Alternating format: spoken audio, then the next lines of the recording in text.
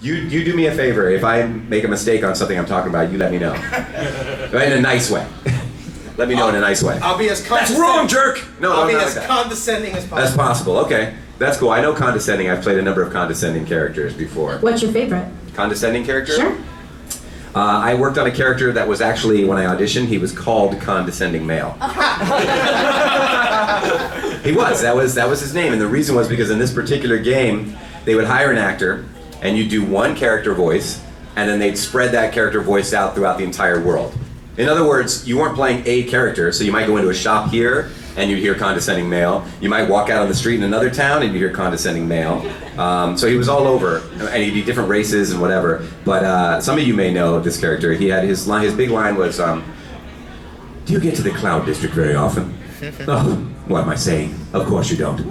There we go. Skyrim, baby. So for those who played Skyrim, for some reason Nazim from Skyrim, like, people love to hate him. You can go on YouTube and watch him killed like 40 different ways. It's fantastic. That's because that's all he says to you when you first enter the town. He says, no, he says more things than that. He says 4 or 5 things. I think it's because he's walking around. Because I'm all over that game. The same voice, same attitude, doesn't change. But for some reason, if you're like buying stuff from like an Argonian that has that voice, it doesn't piss you off as much as the guy who just walks up to you for no reason and starts talking about how great he is. So for some reason that drives people crazy, and I love that. I love that people get mad over that. I realized you did Batman Origins and Spec Ops. Which characters did you do in Origins and... Because I didn't know you did Spec Ops, which character? In Spec Ops, I can't even tell you what character because I was Soldier 7 or something like that. Okay. I was Condescending Soldier. I love Spec Ops. Do you have another grenade? No, of course you don't.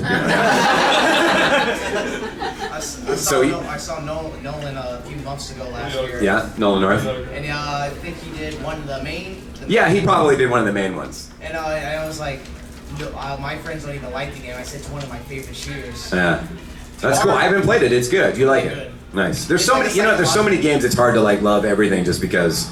And like now, I feel like we all have to be picky because there's so much. You'll be like, yeah, it's great, but like that used to be enough. Like back in the day, like if the game was great, you're like, yeah, I played it, of course. Now it's like I can't keep up. I don't have time. I have to pick what is the best of the best, or exactly my style, and then I'm gonna do that one. That's the one I'm gonna play. One of my favorite shooters. Like I used to play COD when I played Spec Ops. I was like wowed by the story and plot and everything about it. Nice. I wish they'd do a second one. Spec Ops the line.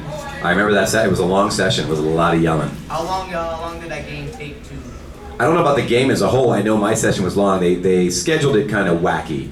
So I showed up and I had to watch 2 other people do their entire sessions, which is probably like 40 minutes each. Like they told me to show up at a time. I always show up like 15, 20 minutes early or something for a session. Yeah, always. And so I had to wait that and then an extra, hour. And then, I don't know if you know, Yuri Lowenthal was also working on it. And he came in a little after I did. He was scheduled after me, but he had a hard out, which basically means he had a session coming up right afterwards. So I didn't. So I was nice and I said, go ahead, man. So I had to sit through him too. I mean, not like it's entertaining, but you're like, you get drained. I was tired from watching everybody else scream for like an hour and a half before I got in there to scream for an hour and a half. There's one, I forget which actor it is, he does movies still. I know he was part of the game. I forgot which. There was a guy in there, I don't know his name, he does a lot of cons. He's from Night of the Living Dead, from the remake of that guy. I don't know his name, I'm so sorry, but I remember he was there. He's a great voice. One that does like movies, one that I think they both. Well, he does movies and stuff. That's just the one I can name. He's in the remake of Night of the Living Dead is the thing I remember him from. What characters did you do in Batman Arkham Origins? Again, multiple thugs in it. Multiple thugs in it, and Condescending thug. I don't think they were condescending. They were more like New York, hey you, that kind of. Hey, come on, buddy. So that, and then the last one was Knight, right? Arkham Knight. Arkham Knight, I did same kind of thing. Some like security, that's like SWAT team kind of guys, and some thugs. And I also played Lex Luthor in that one. So there's a phone conversation on the answer machine. Yeah, that's me as Lex Luthor, being condescending. Yeah. What was your experience voicing Zack in Dead or Alive? Oh my God, that was so much fun. Oh, I had a blast with that. Every once in a while you get a role where you just kind of get to like let yourself go a little bit. And Zack in Dead or Alive, I hope I get to reprise him at some point. I mean, who knows? Because I've only done it the one time. Yeah. So you never know what's going to happen. And they seem to drag that. Have they done one since? I mean, I know they've done like version 2.0 and stuff. Yeah, they recently came out with last round for the more modern consoles for the new gen. So I don't even know. Have I been recast? Did they get somebody else to do it? No. They just use they use the same stuff. Yeah. Yeah. See, sometimes you don't know. That's like in the contract. You're like, they just keep reusing it. They'll use me 20 games from now, and I won't even know. Do you get the royalties though? No. You know, interesting. There's no. They don't have any royalties whatsoever for video games, unless you're a huge celebrity and your agent's able to work out something. Which I don't even know if that's happened, but I'm just saying that would be the only exception, is if the company wanted you so badly they were willing to say like, okay, you get 0.001% of the profits or something. Other than that, there's no residuals, no royalties of any sort for any video games. It's just session fee. We're actually working on trying to get something at this, actually right now, SAG and after trying. Just because these games make so much money now. I mean, we're talking about $55 million some of these games are made. I think Call of Duty made, I think that's what it was. I think it made $55 million in the first 3 days, the Black Ops 3. 3 days. So they're doing fine. I mean, I think residuals would be nice. Yeah. Now, most of the time when they reuse you in a game, like I worked on the Skylanders games, if anyone's played the Skylanders games, so I played Dino Rang and Bash in that, and then they're used in each one of the games. Sometimes they have me in for extra lines, sometimes they just use what they have, but then they'll send me a check. They do it the right way, you know, they give you a session fee anyway because it's a new game. Right. So it just depends on the game. But Zach was fun. I hope Zach comes back. He's crazy. I get to have that voice crack thing with him. He's all up here. He's all crazy, man. What over here? What? Oh yeah, my favorite game just passed by. What was it? Soccer Wars 5. See, there you go. And I don't even know what it is without seeing the picture. See, half of these things, like if you said, "Who were you in?" I'd be like, "I don't have my cheat sheet. I don't even know." But some of them I know for games like Resident Evil and stuff, of course. How did you get the part with Vector and Crocodile? Vector, the audition came through Studiopolis. I got an email actually, and it's funny, they described him. I generally don't, unless they say they want it to sound like an original version, I don't go online and like hear what the original person did, because you know what I mean? Like, unless they want that. So I didn't even know if I'd never heard Vector the Crocodile. I knew Sonic, but I didn't know Vector because I played old school. So I played, Genesis version. They didn't have all these additional characters, and I was too old to watch the cartoon, so I hadn't seen that. So anyway, I did what a lot of people did, because they just said he was this like detective gumshoe, and so I just went for it, and I gave something way too real and not cartoony enough, and they sent back one of those mass emails that's like, okay everybody, because they clearly were getting the wrong thing from everybody. They were like, this is kind of more what we want, and then they put a link, and I was like, oh, he's in that like Muppet range. I was like, oh well, all right, that makes it but it makes a big difference if you're trying to do like a detective. When you're somewhere in here or something, or you're doing this kind of a gruff. And I was like, oh, he's kind of here. So, okay, that's a whole different thing. So, like, that's a whole different placement for the voice, you know what I mean? So that was very helpful. To know, like, he lives kind of where Fozzie Bear lives. Was like, okay, cool. Can you, Vector, can you say, find the computer room? Find the computer room. It wasn't me who did that line, though. Yeah, no, I know. I always have to say that. But I know people love that line and stuff. I had to ask at a con, like, what's the story of that line? And finally somebody told me why everybody loves that line so much. So I'm always happy to do it, but I always have to say, especially when the camera's going, like, it's not my line. I'm not taking credit for that. We're going to do the updated version. Yeah, if they ever put it in. Yeah, if they ever put it in a game, I'll laugh because I'll know. It's funny because sometimes there'll be something in a show or a video game and like the director doesn't even know what the reference is, and it's kind of funny when you know it, and then sometimes they want to change it. You're like, no, don't change it. I know what they're going for in this. It has to be find the computer room, and I know why they want that. So trust me, if it comes up, I'll have a little laugh, and then I can be like, yeah, I did it. I did the line now. Finally, the dream. Finally, my dream. My dream has come true. I'm so happy. What else we got? Give me some good questions. Yes. You were in JoJo's Bizarre Adventure. I was. That's right. Talk about your work on that. I was. Who knows JoJo's Bizarre Adventure? You guys know this? It's like this cult classic. You don't know it? See, you gotta watch it. People know. So I play Speedwagon. The best character. Now this just came out. Yeah, Robert E.O. Speedwagon. Everybody in this, every single person in this show is, well, not every single, but almost all of them are named after a pop star or a rock star. Some way. And it's funny because some of them are dead on, and then other ones, like, they felt like copyright infringement, like they couldn't, like there's Zeppeli instead of Zeppelin, but you know where they're going. Then they have Ton Petty. instead of Tom Petty. Like it's not even like they're barely trying. And then there's a band called REO Speedwagon, and they literally named me Robert E.O. Speedwagon. The only one we were debating is JoJo. I think JoJo's like a Beatles reference. I don't know. Like even the director, we didn't know. We were all like, what about JoJo? Like there's Lisa. There's a singer named JoJo. Oh, but how recently?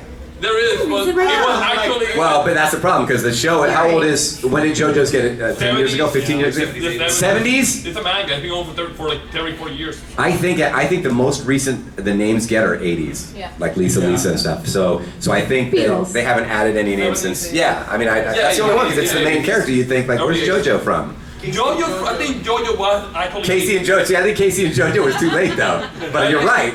I feel like they couldn't have named it after Casey and JoJo. There's no way. It was actually a restaurant the guy went to, and he just named it after the restaurant. He was just in there when he was coming up with it. He's like, I'll just call it JoJo. JoJo's Bizarre Adventure.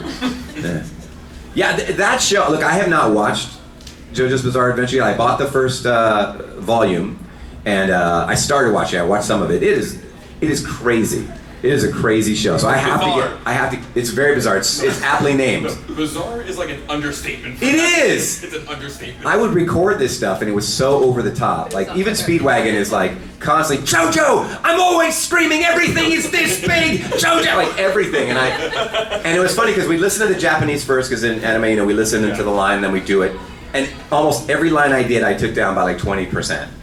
Because I swear to God, the Japanese guy's head was gonna blow off, the actor. Like every line I'd be like, how did he keep his head on? Like it's unbelievable. I thought his lungs flew up. Like listening to the original Japanese, I was like, I am not screaming that loud. There's no way. I would have died the first session. It's insane. And like people have, all these guys are super buff and their calves are like, their thighs are like this wide. And like my job, for those of you, whether you've seen it or not, my job seems to be to stand on the side while JoJo fights. And describe what's happening. And describe what's happening. in things that I wouldn't even know. I'm always describing stuff I wouldn't even know. He's searching into his soul to do this. It's like, how would you know that he's doing that? Speedwagon knows. Yeah, it's like he's just starting. He went like, and you know exactly what he's doing. He could be going to the bathroom. I don't know what he's doing. So I explain stuff, and then every single battle. This is not once or twice. This is like every battle, which is at least one per episode. Then there's a point where JoJo's in trouble. And by that point, even though I haven't been a part of the fight and I've never volunteered to fight at all, I suddenly want to help him. But by that point, something has happened so that I can't. So I'll be there the whole time, like describing stuff, and I could get involved at any point, and then like a gate will slam down in front of me, and then he'll be in trouble, and I'll be like, like I'm gonna do something, right? I was there the whole time, and I did nothing, and it happens over and over and over. It's hilarious. So I don't think he ever really wants to fight. I think he just, you know what I mean? When your friends hold you back, and then you're like, no, let me go, man, let me go. But if they let go of you, be like, dude, come on, keep holding me. That's Speedwagon. The very part is that Pelly tried to give him powers, like he's thinking to like awaken his Hamon, right? And he misses us, and he hurts him, and they never try it again. That's it. They never try to like, okay, you're no. Yeah. It's an interesting show. It progresses really fast, and without all the description, you wouldn't even know what's going on half the time. So it's its own thing. One of my friends said that he wishes part 1 had less exposition, and Had I told what? him it had less exposition. Uh-huh. And I told him, That's all it is. This Speedwagon wouldn't do anything. That's all it does. No. Exactly. You need all the exposition. You need him explaining everything, or you wouldn't know what was. You wouldn't know as much. Because the point is, like, somebody will just be like walking towards JoJo. And that would be it. It's just he's walking towards. But then my description explains exactly why he's walking over and what power he's using and what he's about to do. Like, you would never know these things. There's a post in Tumblr that says, what's happening on screen? Jonathan is sneaking behind Dio to attack him. And then Speedwagon, oh no! Jonathan hiding behind Dio to attack him! Thank you! Yeah, thank you so much for telling me. Well, sometimes he may explain what's actually obvious, but he does a lot of, like, nobody in the world would know this. Yeah. Only the guy he's describing would be able to say what he's doing at this point, but somehow Speedwagon's magical that way. So it was fun. It was great to work on, but every time the session was over, I was like to the director, like, was that too big? Was that all right? And I was like, no, it's great. It's gonna match in with everything else perfect. You have a question? I saw Diablo 3 up there. What did you voice up there? Condescending demon. It's not a condescending demon, but I think Diablo 3 was one of the ones where it's various creatures and stuff. Actually, I think I'm also there's a sword that I played more recently in that. It's a talking sword. It doesn't say much. It whispers. Whispering sword. I don't know. It was a sword import flight from another game. It was like a Warcraft sword or something that they put in Diablo 3. Google. What is it? Yeah, I can't remember what it's called. Let me see. So I did that too, but none of the main characters that I could say. You heard me as like multiple creatures and orcs, goblins, whatever was in there. So yeah, but I used to play the first Diablo way back in the day. Love that game. I just hoarded gold all the time. I don't know if you guys played that one. You could just drop gold in your city and it would stay there forever. You're a regular screen. So I had my whole town. The whole thing was just have that town littered with gold. So there was no grass left visible. It was all gold. And that's the town where you run around and buy stuff. So It's invisible to the... because you can only carry so much gold. Yeah, it's invisible. Nobody messed with it. It just sat there because there was no battling there. You were safe in the town. All the town was for is healing and buying new weapons and stuff. So I just littered it around the ground because you could only carry so much. And then when I needed to buy something, I just picked it up off the ground, and it was great.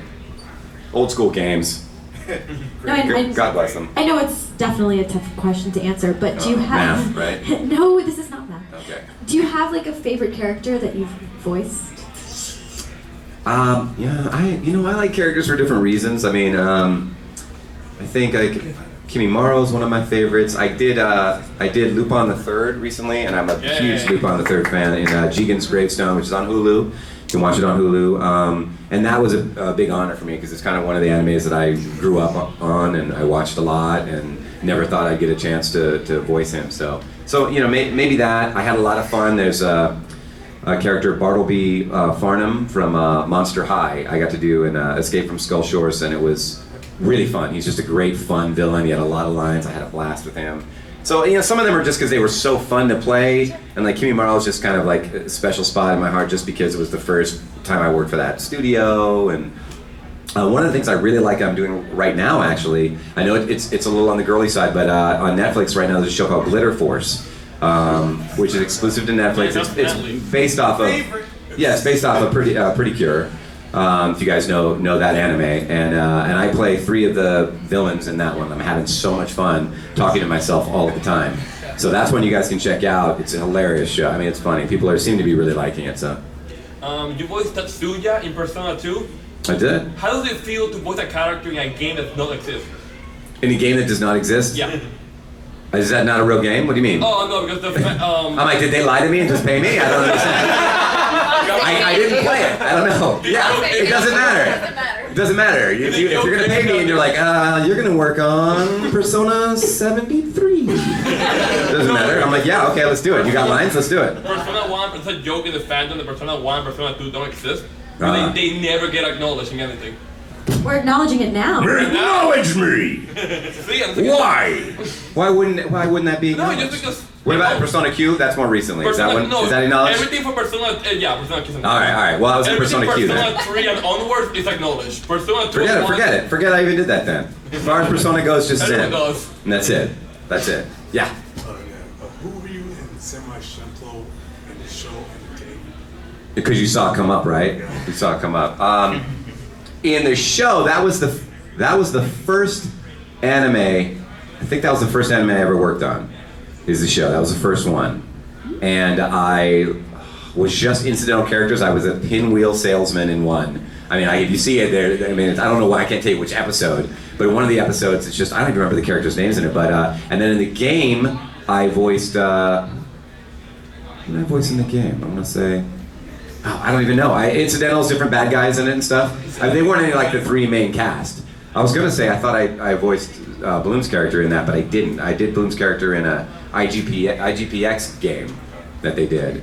Because I've done a couple of things because I don't sound that much like him, but I'm able to get kind of close. But I didn't in that game. That one I was just various villains. By the way, that game was terrible. That Samurai Champloo game. The series was fantastic. Did you like the game? I'm sorry if you did, but I remember I kept going in. Every time I went into a store, it was like a 30-second loading, and then sometimes you'd walk into the wrong store, and it would be 30 seconds and 30 seconds to get out, and you're like, oh my god, it adds up, and you're like, I can't do this anymore. I just want to buy something. Well, it's really that bad because someone was saw it downstairs. I was considering getting it, embarrassing. I thought it was bad. I'm trying to save you money, man. I'm trying to save you money. I don't know. I mean, look online and see what the reviews are. I don't think it did particularly well. I loved the series. Yes. The series was fantastic. I mean, I watched the series having nothing to do with me being in it. I watched it. That was great. It's been a long time, but yeah. How'd you like being in Gurren Lagann? Hated it. No, I'm just kidding. I don't know why. You didn't expect me to say that, right? Pretty much. I mean, you're going to get that answer from me across the board for the most part. I mean, unless there's something either interesting or funny that happened, there's a story to go with it. But I'm usually honored to be working on anything. That was with Bang Zoom. I got to work with them on that. It was a great cast. We actually had a rap party. I was saying, like, very few shows actually have rap parties. I got to meet a lot of the cast, which you don't on a lot of shows. And I remember having a blast with that. I did Makin. I know I played Makin, and then I played various throughout. I kind of did. You got to realize too, a lot of times, like if you're playing a character like Makin who's not in it a ton, then they have you in anyway for Makin who's got 3 lines in this episode, and you do like 3 or 4 episodes, and that's 5 episodes at a time. So they had me do a lot of incidentals. So I played like different. There was a guy named Bachon, I think. He was one of the like short-lived villains in it. And there's really, you know what I mean? So I would do all kinds of little stuff throughout, which if I said names, if I remember, you'd go, I don't know who, but you're there. So you do this guy, that guy, do this little kid over here, this guy, that sounds bad, but that's the way we talk. Do this kid over here. Sounds bad, that's the way. Actresses are always being like, yeah, I do this little kid, and it's like, oh, you voice, say voice. It's terrible, I know. Phrasing. Phrasing is very important. You gotta say it the right way. Whoa, phrasing. Phrasing, watch it.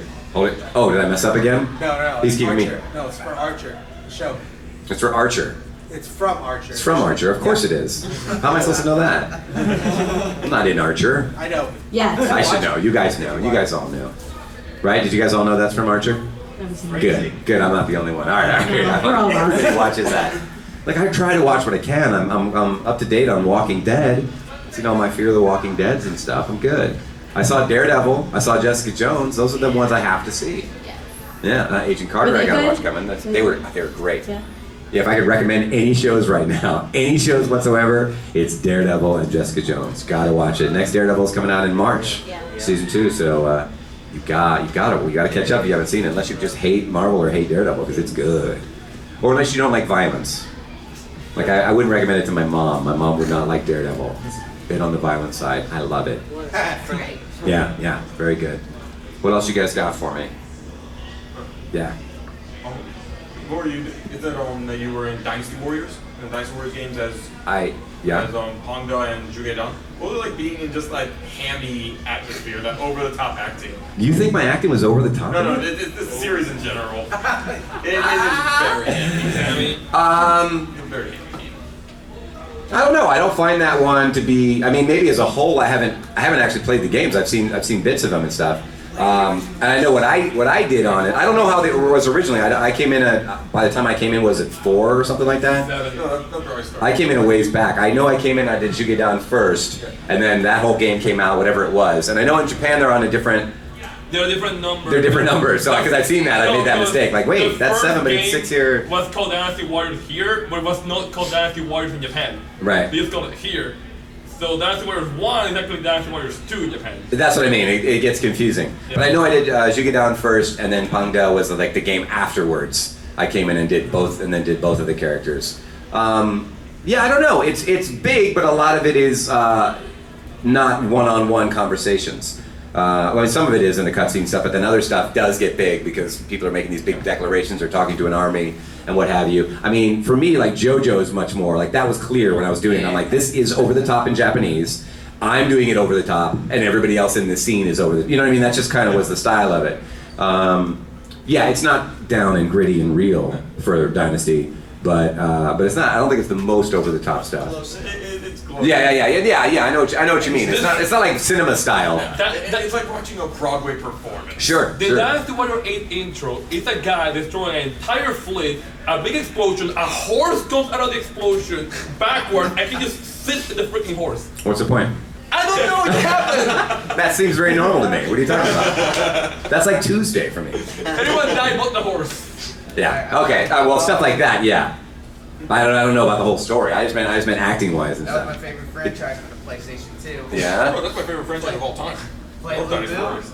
You know what I missed with because the same people that did that, they also did like a Dynasty Wars, like a Gundam Warriors version. I know, but the timing of mine didn't work because they've got Full Frontal in that, who I play Full Frontal, but that was, you know what I mean? It was before I played Full Frontal. It's kind of funny because I worked on Dynasty Warriors and I work in Gundam as that character, but I didn't get to play the. Dynasty Warriors, correct? Huh? Then they had like 3 different games, Zoids, Gundam. Oh yeah, I think they did a Zoids one too. Yeah, that makes sense. But I did not work on Zoids. But I saw that in the store. I saw the Gundam one. I was like, what? Oh, timing. It's all timing. Everything's timing. Yeah. So what was your least favorite role? Dynasty Warrior. No. What was my least? I don't know. I've had sessions that are just kind of are tough sessions or intense sessions. Thugs.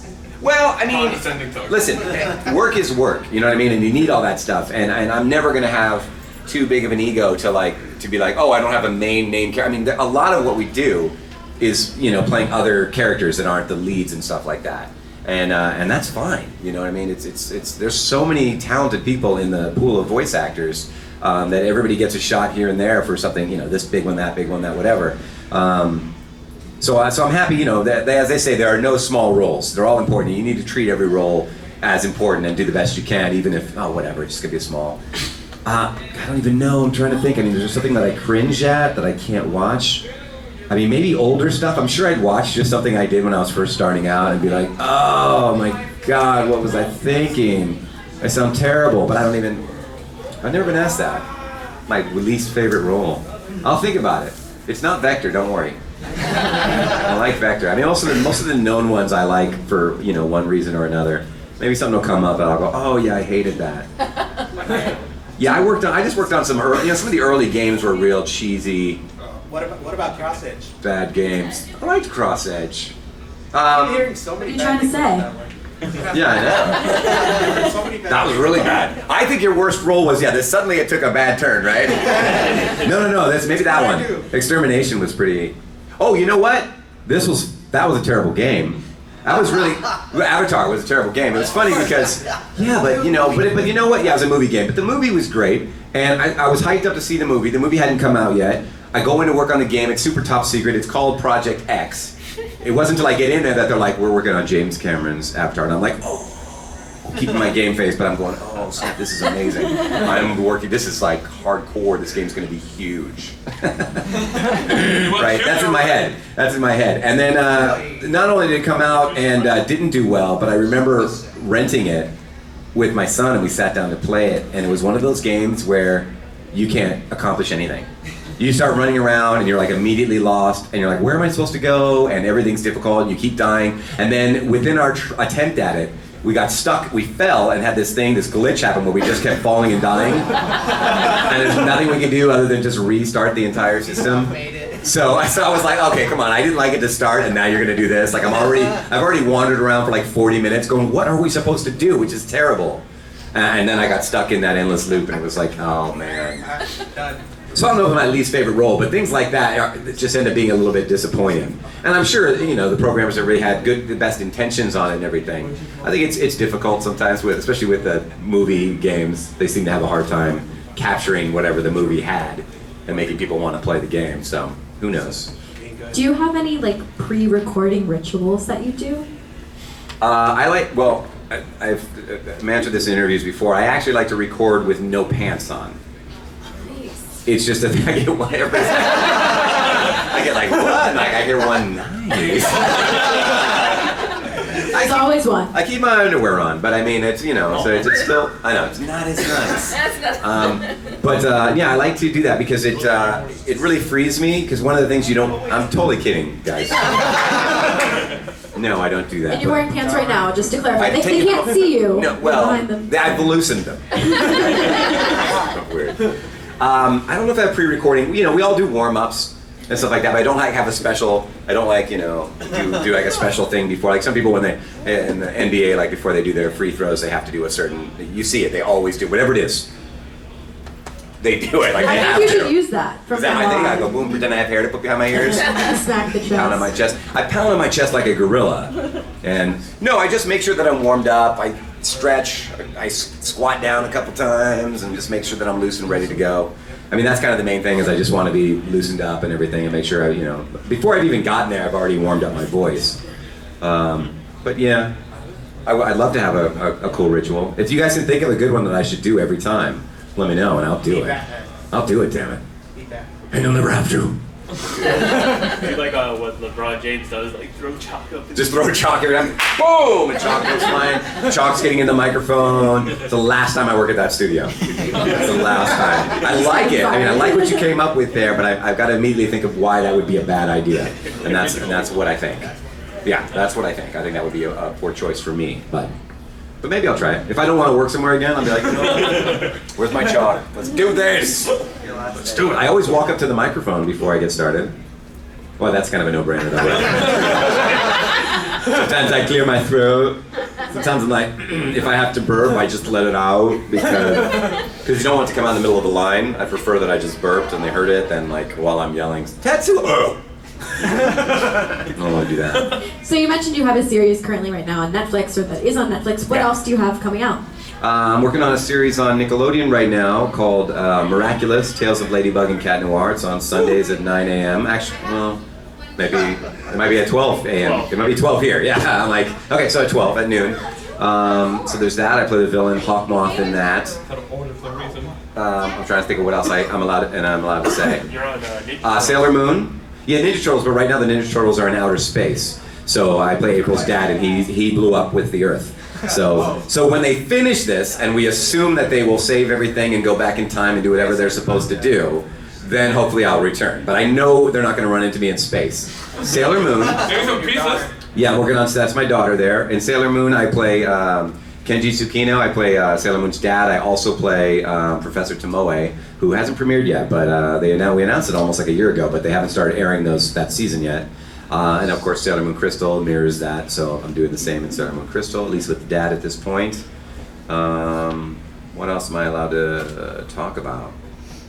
Games. Well, currently out right now, I mean, not that I'm working on it now, because video games, they never let you talk about while you're doing, but you can hear me in Call of Duty Black Ops 3. I play the Reaper specialist, although it won't sound that much like me. It's got heavy effects on it and stuff. But that's me. No, it's all right. I'm happy to be in it. So, he's a badass character. I'm like, I can never do the voice for anybody because no one could humanly make their voice sound like that. But that's what the engineers are for, to make it sound really good. Yeah, Ninja Turtles. I was gonna say some other stuff, but I don't know. If something else pops, yeah, I know. I'm trying to be. I don't know if I can say. The other thing too is I try. If you guys check me out I'm at Silver Talkie on Twitter, but I'm also on Keith Silverstein Voice Artist on Facebook, and I'm better on Facebook than I tweet here and there. I'm trying to be better, but on Facebook, if I can tell you about stuff, I try to announce that stuff there. I definitely try to announce that stuff there. So if you check that out, I'll post things as soon as I can. Because listen, they really we have to sign all these non-disclosure agreements and stuff, but as soon as we can say it, we love to announce stuff. We love to do it, but we just can't. We can't do it early. Yeah. I was working on Star Wars Connect. Oh, it's bad. Actually, it was really fun. No, it was really fun. I don't know. I never played the game. I know it's not the greatest Star Wars game, but when I worked on Star Wars Connect, I did. Does it? I worked on that.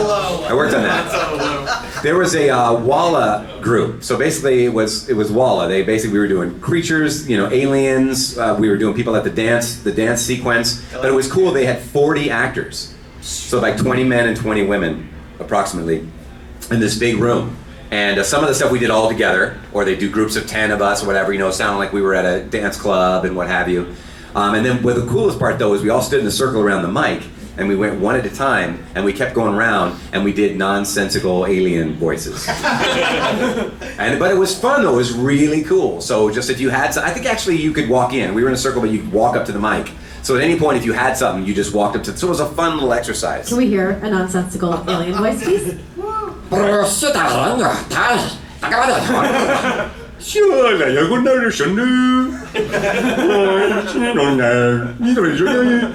it doesn't matter. Whatever we came up with, we just did.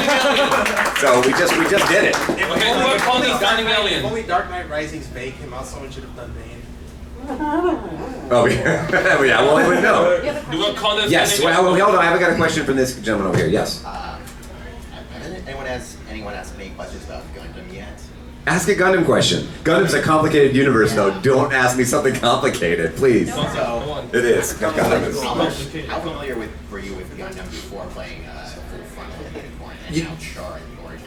And how does it feel to be involved in that franchise right now?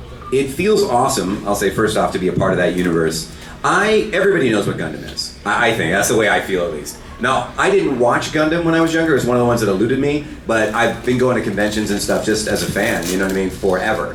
So as soon as I knew they existed. So I knew what it was. I knew what the models were. I knew the designs on the mech were fantastic. So that existed, and I knew how long it had been around. So I knew it was a big deal. Like, I was like, oh, this is a cool series. But in terms of like the universe and knowing the characters in it and what's going on, I knew nothing before that. And even still, I know very little about it. I need a lot of like explanation, like what's going on, like why is this happening, you know, before we get started each time to see where we are in the universe. Plus now we're going back in time, we're doing all kinds of interesting stuff in it and everything, you know, getting into the origin and everything. But yeah, that's been a lot of fun. I've been very happy with being able to play Full Frontal and now getting to play Char. And hopefully, you know, we do that. Like, the other thing about Gundam is, for both of the series I've been in, which is the Unicorn and Origin, they're animating it at the same time as we're working on it. So kind of the Japanese and the English comes out at the same time. So what that means is sometimes when I'm dubbing, I don't have all the animation done in front of me. You know, usually you have it all done. You can hear the Japanese. A lot of times it won't be. We don't have the Japanese yet. Sometimes it's not, there's no color yet. Sometimes it's just whole parts of the scene, like there's no background yet, which is really cool to kind of see the phase that they're in at that point. But it also means that we only go in at most twice a year to record, if that makes sense. So it's also very difficult to keep what's going on in your head, you know what I mean, in terms of story-wise and everything. And vocally, it's always like, play me my reference, let me make sure I have the right sound. I sound like I did 6 months ago. Because it's not always out yet, if that makes sense. Sometimes it comes out and you get a chance to watch it, but it's really fun to work on that. And it's nice to know that it's kind of coming out all at once. So no matter what you like, whether you like the Japanese or the English, you gotta wait for them both to come out anyway. So it's kind of like, you gotta wait anyhow, because I know a lot of times people don't want to wait. So they're like, I've already seen it. I've seen it in Japanese. I'm good. So we have time for a couple more questions. Okay. Unless there's anything else you want to cover, anything you think we need to know, or. I'm going to be transitioning to a woman, and I want you. No, I don't have anything else you guys need to know. But I'll let you know if I'm going to be doing that. If I'm going to change my name to Keithlin. It works. It might not. Does it work, Keithlin? I like Keithlin. it. With a C. I think it'd be confusing just for casting purposes. Sure, but then you can voice more women. Yeah, right. With his voice. Sure. You got a question? I had one and I lost it. You lost it because of that voice, right? What's this? That's pretty off. That's a beautiful voice. Is it? I've never gotten to work using that, I don't think. Hopefully soon. Hopefully soon. We'll see. Maybe they'll see the casting. Condescending, large condescending female. How would you be condescending as a woman? What would you say? I would say the same thing. I would say, it's not like I wanted you to join me. Do you get to the Cloud District very often? What am I saying? Of course you do. You know what's weird about that? He sounded just like Sam Merritt in Gravity Falls. He did a unicorn with that exact pitch. Oh, let's go. Well, there you go. If you get to do that. No, sometimes you do, like, in a goofy way, you get to do that kind of a voice, and that's great. Yeah, no, every once in a while I get to use my higher, like really higher register. I do a lot of stuff in my low register. I do a good chunk of stuff kind of in this register. A good chunk of my work, because there's so many teenagers in shows and everything. And, and I go a little bit higher and still be, in that kind of range where, I can do anime and stuff like that. Put a little attitude into it, maybe even pinch it a little bit more, get up in here and stuff. But much higher than this, then it's got to be super goofy.